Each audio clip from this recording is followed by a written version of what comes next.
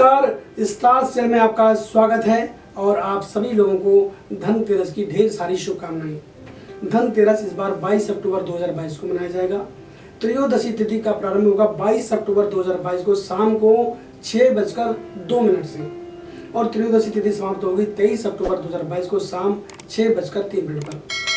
बात करते हैं धनतेरस के महत्व के बारे में।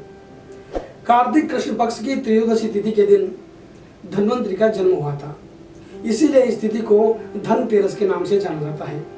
धन्वंतरि जब प्रकट हुए थे तो उनके हाथ में अमृत से भरा हुआ कलश था।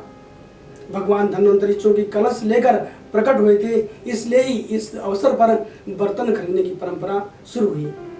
कहीं कहीं लोक मान्यता के अनुसार यह भी कहा जाता है कि इस दिन धन यानी कि वस्तु खरीदने से उसमें 13 गुना वृद्धि होती है। इस अवसर पर धनिया के बीज खरीदकर लोग घर में रखते हैं।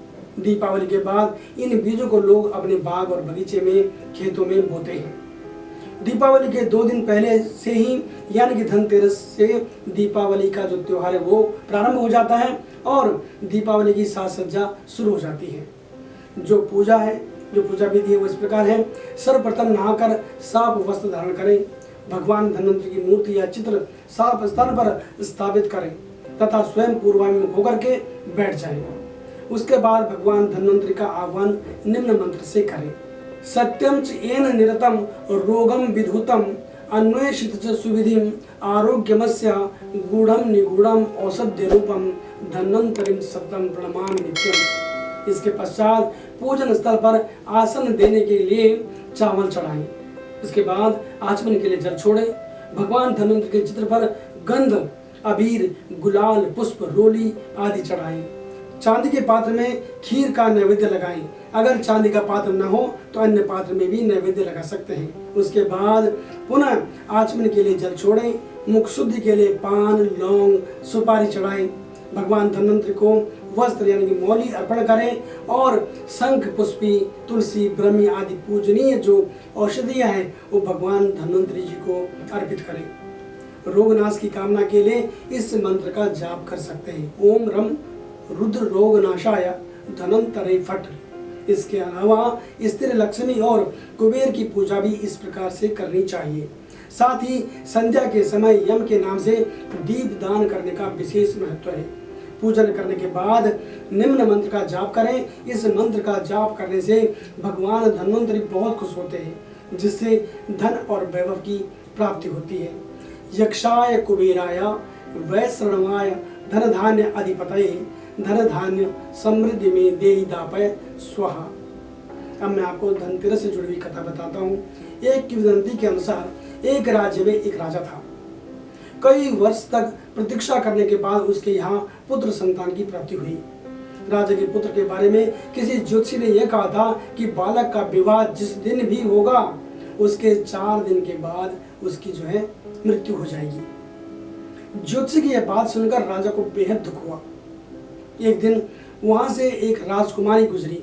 राजकुमार और राजकुमारी दोनों ने एक दूसरे को देखा और दोनों एक दूसरे को देख करके मोहित हो गए और उन्होंने आपस में विवाह करने का जो है मन बनाया। ज्योतिषी की भविष्यवाणी के अनुसार ठीक 4 दिन बाद यमदूत राजकुमार के प्राण लेने आ पहुंचे।